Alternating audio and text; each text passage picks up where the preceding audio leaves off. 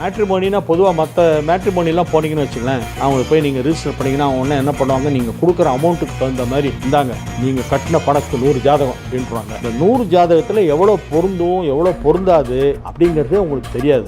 குரூமோட job, income, location, family background இதெல்லாம் filter பண்ணிவிட்டு அதுக்கப்புறம் 10 தேரும். அந்த 10ல் பார்த்தா 8 வந்து நட்சத்திர பொருத்தமே இல்லைன்ற வந்துடும். கடைசியில் 2 தான் மிஞ்சும். அந்த 2ம் பேசினா பதில் வராது. இதுதான் நடந்துட்டுருக்கு. நான் என்ன பண்ணேன்னா, பொருந்தும் நட்சத்திரங்கள் மட்டும் ஃபில்டர் பண்ணி கொடுக்குற மாதிரி ஒரு ஆர்டிஃபிஷியல் இன்டெலிஜென்ஸ் அதில் நான் வச்சுருக்கேன். ஆர்டிஃபிஷியல் இன்டெலிஜென்ஸ் யாரும் இது வரைக்கும் மேட்ரிமோனி வெப்சைட்டுக்கு யூஸ் பண்ணலை. நான் அதை பண்ணி வச்சுருக்கேன். நீங்கள் மேட்ரிமோனியும் பண்ணிட்டு இருக்கீங்க அப்படிங்கிற மேட்ரிமோனி வந்து அருமையான ஒரு கான்செப்ட் அது நான் பண்ணியிருக்கிறது. ஏன்னா மேட்ரிமோனினா பொதுவாக மற்ற மேட்ரிமோனிலாம் போனீங்கன்னு வச்சுங்களேன், இப்போ உங்கள் வீட்டில் யாரோ மேரேஜ் ஆகாமல் இருக்காங்க, அவங்களுக்கு போய் நீங்கள் ரிஜிஸ்டர் பண்ணிங்கன்னா அவங்க ஒன்று என்ன பண்ணுவாங்க, நீங்கள் கொடுக்குற அமௌண்ட்டுக்கு தகுந்த மாதிரி 25 ஜாதகம், 50 ஜாதகம், 75 ஜாதகம், 100 ஜாதகம், இந்த மாதிரி ஒரு பண்டலாக எடுத்து கொடுத்துருவாங்க.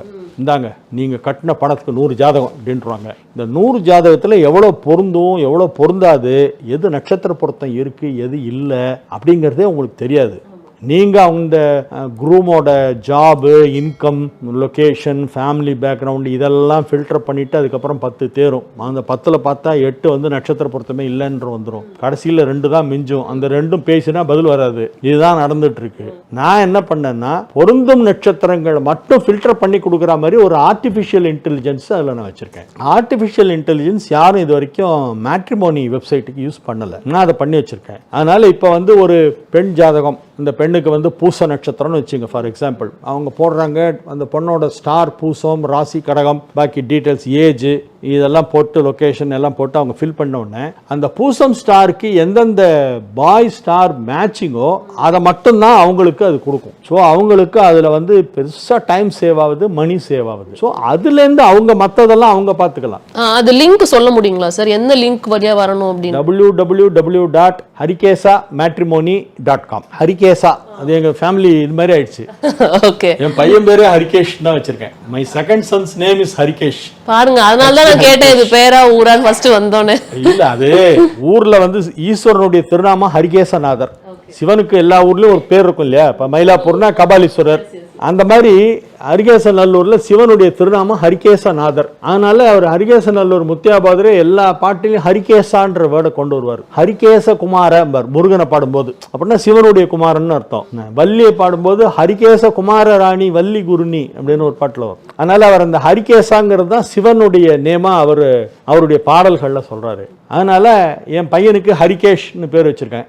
அவன் தான் இந்த இதை பார்த்துக்கிறான், மேட்ரிமோனி சர்வீசஸ் வந்துட்டு பாத்துக்கறாங்க. அதனால harikesamatrimony.com அதுக்கு பேர் வச்சிருக்கோம். அதுல வந்து இந்த ஆர்டிஃபிஷியல் இன்டெலிஜென்ஸ் ஒரு புதுமையான ஒரு இது. இப்போ நீங்க இத்தனை வருஷமா இதுல பயணப்பட்டு இருக்கீங்க போது நிறைய செலிபிரிட்டிஸும் வந்துட்டு உங்களை வந்து பார்த்திருப்பாங்க. நிறைய பேர் பார்த்திருக்காங்க, நிறைய செலிபிரிட்டிஸ் பார்த்திருக்காங்க. நான் ஆரம்பத்துல இருந்தே ஒரு விஷயம் ரொம்ப ஸ்ட்ரிக்டா இருந்துட்டேன்.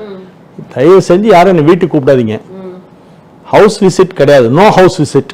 யாராக இருந்தாலும் இங்கே வாங்க, உங்களுக்கு வேணா ஸ்பெஷல் டைமிங் கொடுக்குறேன், அப்பாயின்மெண்ட்டு வந்து பார்த்துட்டு போங்க சொல்லி ராத்திரி 11 மணி 12 மணிக்கெல்லாம் அப்பாயின்மெண்ட் வாங்கிட்டு வந்திருக்காங்க. நான் இந்த நேரில் பார்க்க ஆரம்பித்தேன். நான் சொன்னேன் 2003 மேல ஆரம்பிச்சேன்ட்டு. அப்போ வந்து காலையில் 10 மணிக்கு வந்து உட்காந்தா முடிக்கிறதுக்கு ராத்திரி 12 மினிமம் ஆகும்.